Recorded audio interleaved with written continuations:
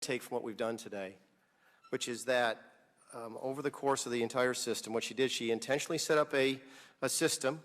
According to your testimony, your findings, she was careless regarding its technical security. I think you've said that even a basic free account, a Gmail account, had better security than she had. And she did that according to her own staffer's sworn deposition for the purpose of preventing access to those emails.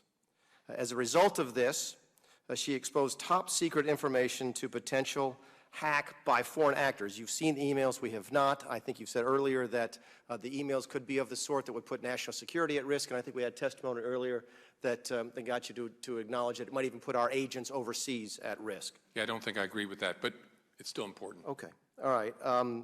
She kept all of that secret until after she left the State Department. She lied about it, or at least made untrue statements about it, after it finally came to light.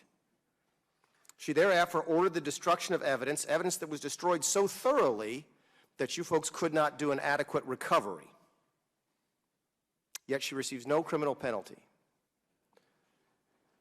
So I guess this is my question to you.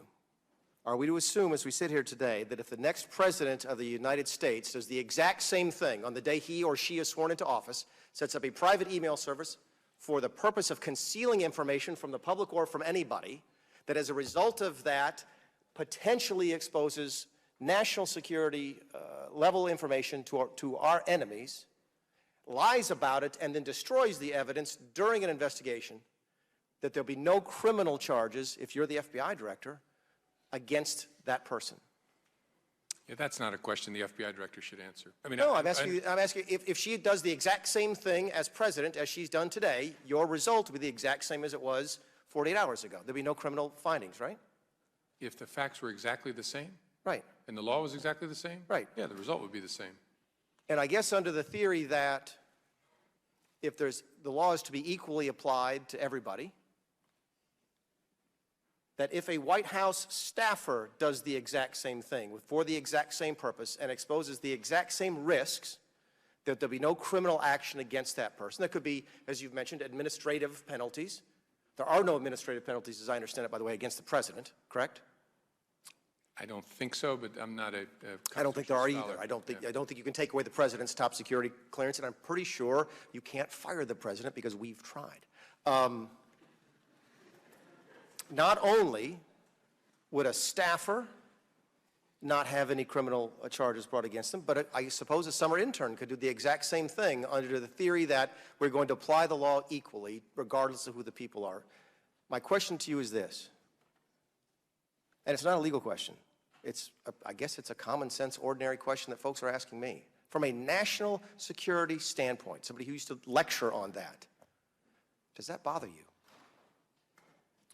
The mishandling of classified information bothers me no matter what circumstance it occurs in, because it has national security implications.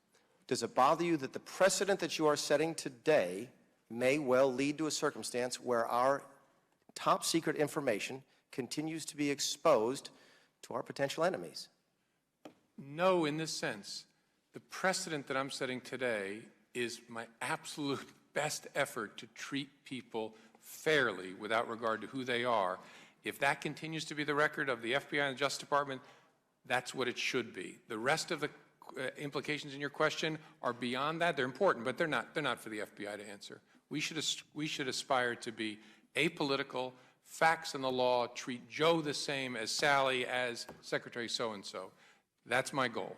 If you would come to a different decision, by the way, I tend to agree everything you just said. If you would come to a different decision, do you think that would have a different precedential value that would keep our information more safe? If we decided to recommend criminal charges here? I don't know. That's a good question. I don't know. I could argue it both ways. I guess I'm a lawyer. I can argue everything both ways, but I could argue that both ways.